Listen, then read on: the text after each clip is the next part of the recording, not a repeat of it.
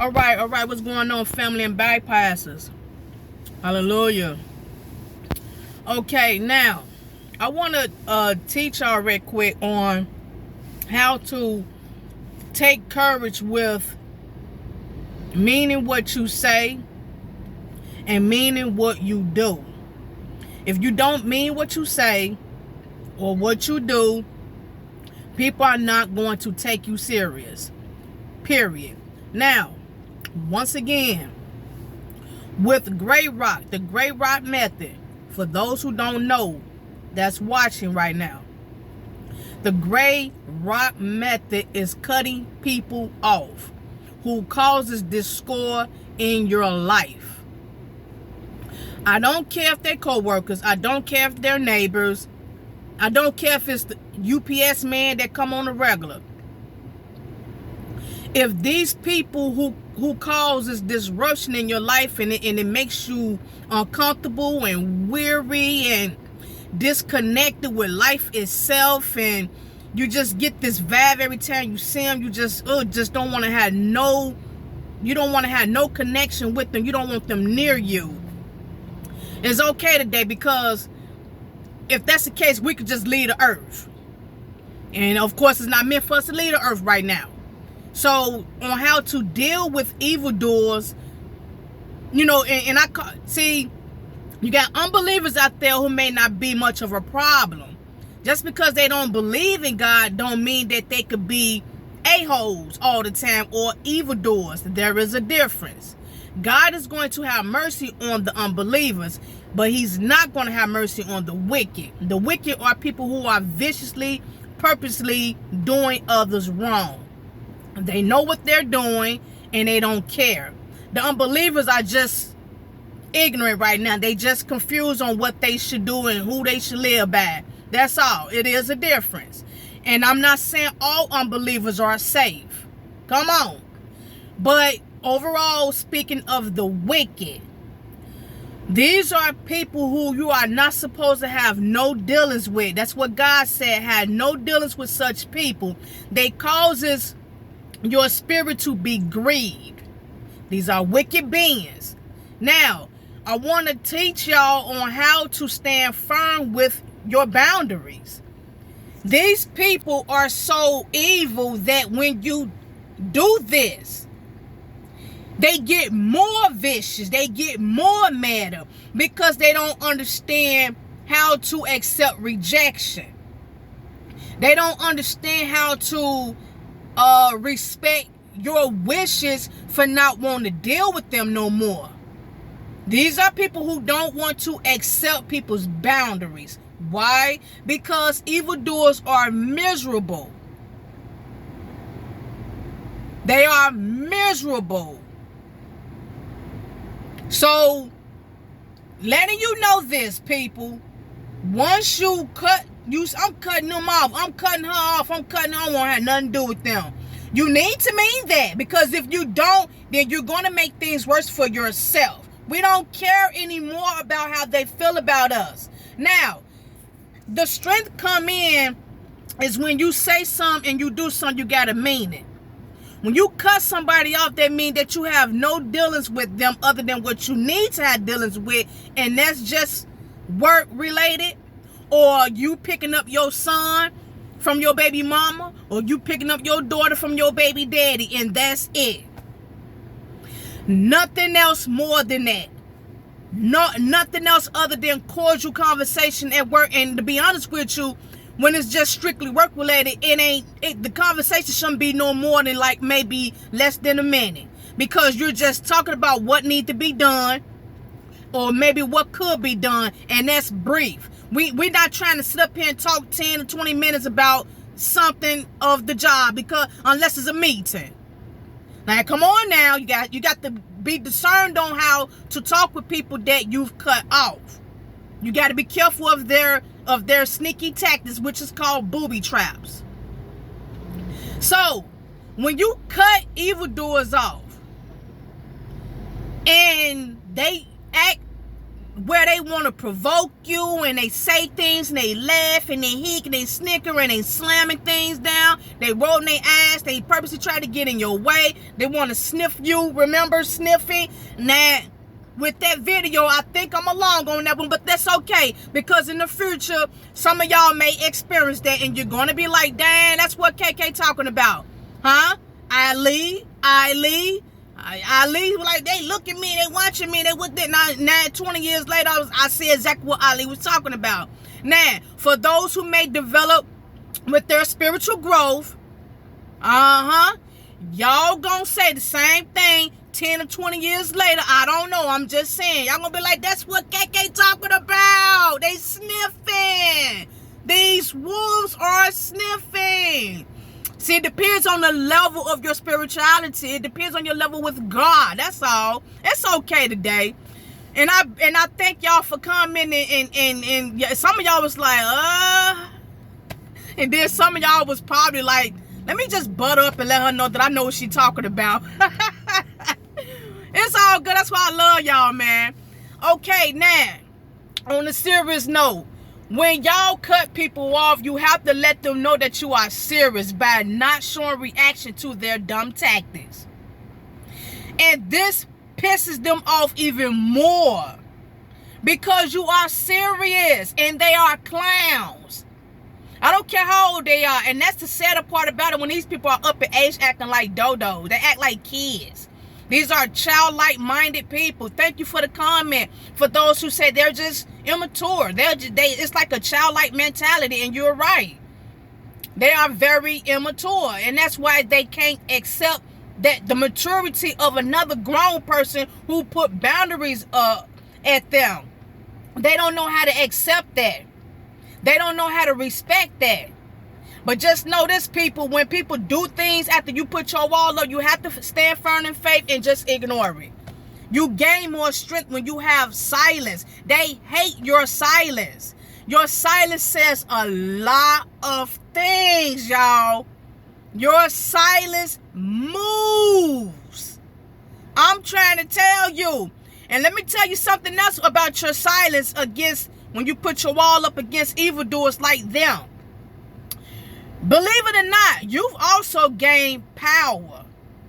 You've gained hidden power towards them. They hate it. They hate it. They could be amongst themselves and gossiping and whispering about you. Let me tell you something. For the whole day you're around them, it's all about you.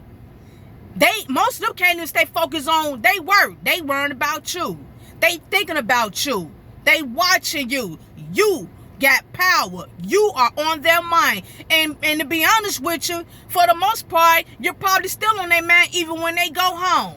They thinking about you. They thinking about how they can plot things against you. They just thinking about you. You are on their minds. Period. It's kind of creepy, but this is just how it is in this Satan's world. That's just how it is. So you have to understand, people, once you put your wall up, you have set your boundary, and whatever they throw at that wall, just ignore it, because it's not going to damage it unless you put up a weak wall. Once you show reaction, once you give in, and it's going to get worse and worse before God decide to lift you on up out of there away from them. But until then, you got to keep putting up with the battle by just ignoring them. I'm trying to tell y'all something. This is strengthening me. I didn't realize I had this much strength until I put it to work, until I put faith in God and said, you know what? I'm going for it. Boom. And I'm seeing them. They are mad, bro. They are so mad. It's no way. I'm going to keep it 100. There is no way I'm giving somebody that much power. No. I'm not giving nobody no power, letting them know that I'm mad at them for cutting me off. That is just crazy. I'm mad at Joe Blow for cutting me off. He don't want no dealings with me. He ignoring me. He's shunning me off. And I ain't gonna lie to you, you may feel like, dang, really? But I would get over it. Hallelujah. Okay, that's him. You know, we got to respect people. If the tables turn, when you want somebody to respect your boundaries, like, come on. Leave me alone. You know, leave at KG Green alone. Leave at here for Yahweh alone. Leave God bless at God bless alone. Leave at Lady Reed alone. Leave at Cynthia. I don't want to say the rest of your usernames. I think your username is kind of strange, but you know who you are. You know, like, come on, leave us alone. Y'all crazy. Y'all are letting us know, yeah, the evildoers out there, those who mad because we cut y'all off. Y'all are mad because we don't want no dealings with y'all. That is creepy. That's like a relationship. When the guy get cut off from his girlfriend, when she don't want to have no dealings with her, she cut all ties with him, and he's stalking her. To the point where he just want to just kill her. Because he in his feelings that she had the strength to move on. And now he out there lingering like, man, she got her nerve to leave me alone. Instead of him just moving on. These are people that's just salty. Oh, well. Just like with the people out here. We don't even have no relationship with them. Like firms, like, you know, going far as dating and stuff like that. Like I said in the last video, you might have once kicked it with some of these people, but that they're the ones who have given you that reason to cut them off. It's your fault. Evildoers, it's your fault that I put my wall up. It's not my fault. It's your fault. So why are you mad that I don't want no dealings with you no more? Why are you mad because I don't want to talk to you no more outside of work? You did that. See, instead of people growing the hell up and saying, well, let me take a look at my shenanigans. Let me see why this person decided they don't want to have no dealings with me no more. No, selfish people don't look at life like that. They don't want to. They don't want to change. But yet they want you to keep putting up with them. Like, come on. That's selfish. I'm not putting up with that. No, wall up. And see, people, when you do that, that's a foretaste about Satan when we cut them off. Yeah, that's what God said. He gonna cut them off. Now you see how they're acting, his henchmen. They don't like it. They hate it. They be it's like it's day 100. It's day 100, bro, and y'all still pissed about one person who cut y'all off because they don't like rejection. It could be a million of them together. That one cut them off. Oh, they just cut us off. Oh no, that one person. Why? Because we have power. We have godly power, and we're not like them. We're not like them, and they're not like us. You see what I'm saying? So if it's a million people over there that's just like them, it's nothing. Actually, communication gets bored because they're all alike. They're phony. And they know they're phony amongst each other. This is how the evil spirits are. Evil spirits are nothing good. Period. Anything that you could think of that's perverted is of the evildoer. That's of the wicked. That's why God don't like it. That's why God hate evildoers. That's why God hate the wicked. That's why they're going to be tossed out for all eternity into the lake of fire. God hates them. Their father is Satan. It's nothing good about the wicked. Those who we cut off. They may he, but that's fake. These people are fake. And we found that out. They're mad with the audacity. They're mad overall. They know that we found them out. So they can't be mad about how they really are. It's not, we mad at KK because she found out who we really are. What are you talking about? That's who you are. So they're not mad at that. They're mad at the strength that we have for keeping them cut off. That's all it is. I told y'all some people give in. When a guy get cut off from his girl and she don't have no dealings with him, she done moved on, he go find a way and he go find some type of reason, a way to try to butter her back up, to win her back. I got you some flowers. I got you some chocolate turtles. I got tickets to the Las Vegas fight.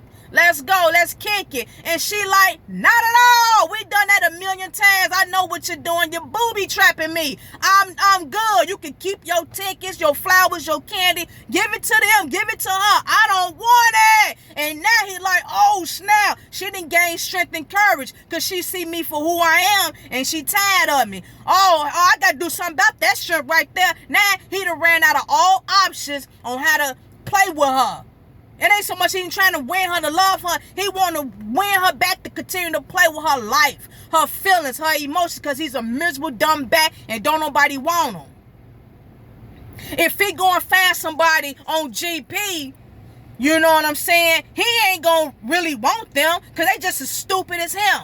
So he don't really want Tamika. He wants Sharonda because Sharonda is 100. He just don't know how to handle her. Because he's a dodo. By the end of the day, he going to disappoint her and she going to get on. But Tamika right there, she's a dodo too. So he'll probably just use her for whatever he want, but he don't really care for her because she's just like him. He'll get bored with her. And that's how these people are at the workplace. With your relatives. They get bored with each other, bro. They may ha he with each other for like a hot second. And then next thing you know, it's going to get right back quiet. And they all going to be looking at you, paying attention to you, and getting back to whispering and gossiping, doing little things after you done grave rock them, and they still in they mind feel that they could try some type of way to get a reaction out of you because they're bored after a while with playing with each other. See what I'm saying, people? But we have to knock them down by just keeping that wall up. They can keep running into it all they want to. They hurting their shoulder, their head, they doing whatever. They hurting themselves. We easy breezy, bro. I ain't found him. I just want to come at y'all. Love y'all. Shalom.